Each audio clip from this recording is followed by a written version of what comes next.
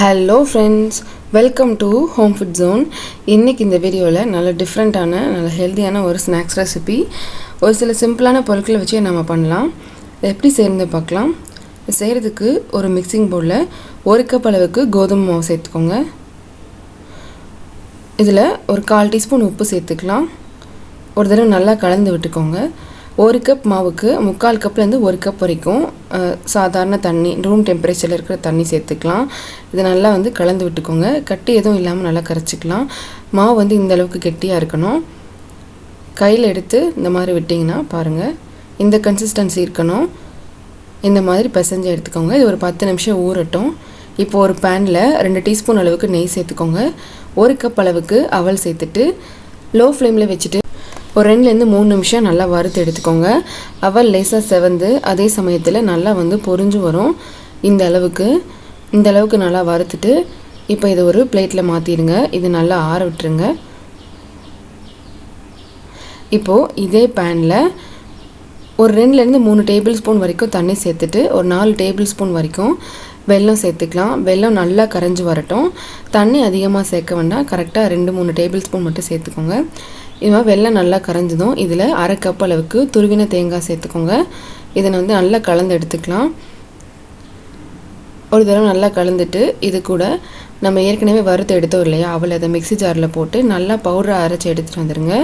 இந்த மாதிரி இப்போ இதையும் நம்ம இந்த தேங்காய் கூடயே சேர்த்துக்கலாம். சேர்த்துட்டு நல்லா கலந்து விட்டுக்கோங்க. ஒரு 2லேருந்து 3 நிமிஷம் நல்லா கலந்து விட்டுக்கலாம்.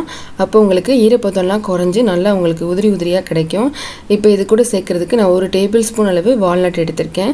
இதை 1-2 இந்த மாதிரி இடித்து எடுத்துகிட்டு சேர்த்துக்கலாம். இது கூட ஒரு 1/4 டீஸ்பூன் அளவு ஏலக்காய் தூள் சேர்த்துட்டு நல்லா கலந்து விட்டுக்கோங்க. நீங்கள் உங்களுக்கு விருப்பமான நட்ஸ் சேர்க்கலாம். வேர்க்கடலை கூட நீங்கள் வறுத்த வேர்க்கடலை உடச்சி சேர்க்கலாம். இப்போ இதை நம்ம ஸ்டவ் ஆஃப் பண்ணிவிட்டு இறக்கிடலாம்.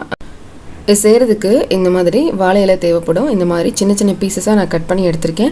உங்களுக்கு விருப்பமான அளவு நீங்கள் கட் பண்ணி எடுத்துக்கலாம். இதில் நம்ம கலந்து எடுத்து வச்ச கோதுமை மாவு தேவையான அளவு சேர்த்துக்கோங்க.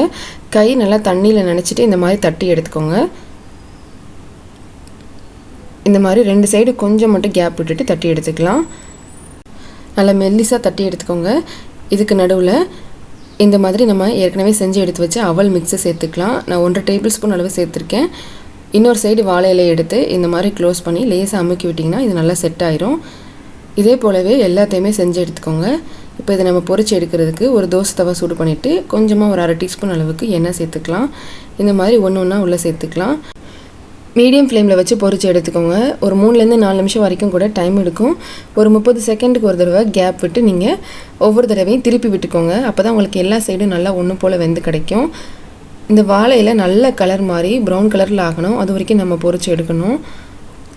இப்போ பார்த்தீங்கன்னா நல்லா வெந்து வந்திருக்கு. இந்த சமயத்தில் நம்ம வெளியில் எடுத்துடலாம். இதே போலவே எல்லாத்தையுமே சேர்த்து பொரிச்சு எடுத்துக்கோங்க.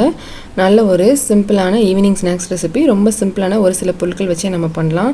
கண்டிப்பாக இது எல்லாருக்குமே ரொம்ப பிடிச்ச ஒரு ரெசிபியாக இருக்கும். நீங்கள் இதே மாதிரியே கண்டிப்பாக ட்ரை பண்ணி பாருங்கள். இந்த ரெசிபி உங்களுக்கு பிடிச்சிருந்ததுன்னா லைக் பண்ணுங்கள், ஷேர் பண்ணுங்கள், கமெண்ட் பண்ணுங்கள். கண்டிப்பாக ஹோம் ஃபுட் ஜோனுக்கு சப்ஸ்கிரைப் பண்ண மறக்காதீங்க. இதே போல் நான் நல்ல ரெசிபியோட நாளைக்கு உங்களை மீட் பண்ணுறேன். அது வரைக்கும் பாய்.